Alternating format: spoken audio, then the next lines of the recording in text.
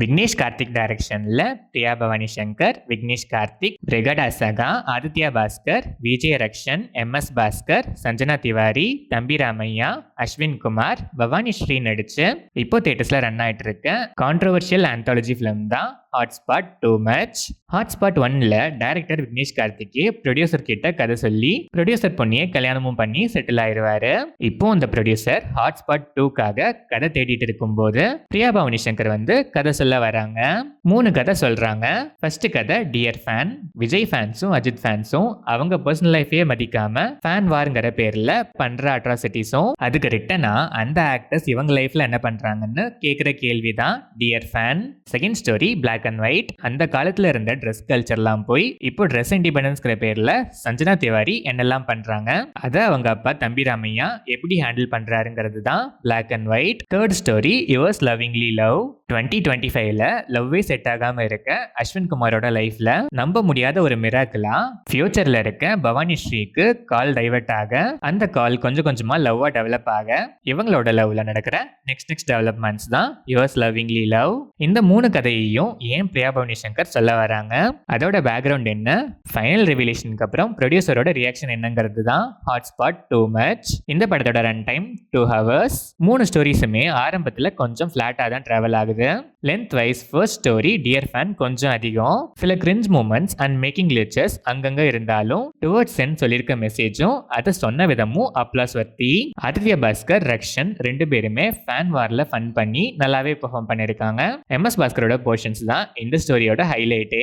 Note வர்த்தி performance, செமையா score பண்றாரு. எண்டிங்ல வர சின்ன ட்விஸ்ட் சிம்பிள்னாலும் அந்த placement ultimate. Interval block producer Priya Bhavani Shankar story ட்விஸ்ட்டுமே டீசென்டாவே இருந்துச்சு. Second story black and white. ஆரம்பிக்கும் போது ஓகேஷா இருந்தாலும் எண்டிங் செமையா இருந்துச்சு. சஞ்சனா திவாரி டீசென்டாவே பெர்ஃபார்ம் பண்ணிருக்காங்க. தம்பி ராமையா எண்டிங்ல செமையா ஸ்கோர் பண்றாரு. சிம்பிள் ட்விஸ்ட்னாலும் இதுவும் சொன்ன விதம், பிளேஸ்மெண்ட், பிரசன்டேஷன்லாம் ultimate. Third story yours lovingly love.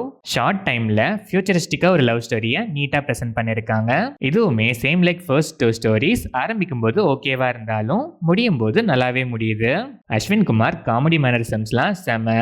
Bhavani Sri limited ஸ்கோப்னாலும் கொஞ்சம் டிஃப்ரெண்டான கேரக்டர் ஆர்க் நல்லாவே பெர்ஃபார்ம் பண்ணிருக்காங்க. அதர் ஆர்டிஸ்ட்ஸ் எல்லாருமே டீசென்டாவே பெர்ஃபார்ம் பண்ணிருக்காங்க. Technical aspects of the film, cinematography, camera angles, colour கிரேடிங்லாம் படத்துக்கு ஆப்டா, விஷுவல்ஸ்லாம் நீட்டாவே இருந்துச்சு. சாங்ஸ் அண்ட் பேக்ரவுண்ட் ஸ்கோர் டீசென்டா இருந்துச்சு. ஃபர்ஸ்ட் பார்ட்டுக்கும் இதுக்கும் ரிப்பீட் ஆகிற டைட்டிலர் பேக்ரவுண்ட் ஸ்கோர் வர போர்ஷன்ஸ் எல்லாமே செமையா ஒர்க் ஆயிருக்கு. எடிட்டிங் பேட்டர்ன் டீசென்ட், சில இடங்கள்ல இன்னும் கொஞ்சம் ட்ரிம் பண்ணிருக்கலாம். ஓவராலா பார்த்தா ஃபர்ஸ்ட் பார்ட் மாதிரி சில கான்ட்ரோவர்ஷியல் டாபிக்ஸ் சூஸ் பண்ணி ஸ்கிரீன் பிளே பண்ணிருக்காங்க. ஃபர்ஸ்ட் பார்ட்ல 4 ஸ்டோரிஸ், இதுல 3 ஸ்டோரிஸ் தான். ஆனா 3 ஸ்டோரிஸுமே சிமிலரா ஸ்டார்டிங் ஏதோ ஓகேங்கிற மாதிரி ஸ்டார்ட் ஆகி எண்டிங்ல சிம்பிள் ப்ரெடிக்டபிள் ட்விஸ்ட்ஸ்னாலும் அதை பிரசன்ட் பண்ண விதத்துல ஸ்கோர் பண்ணிருக்காங்க. சில லேக்ஸ் அங்கங்க, அதுல கொஞ்சம் கான்சென்ட்ரேட் பண்ணிருக்கலாம். சில much needed messages much entertaining வேல நல்லாவே சொல்லியிருக்காங்க. Hats of.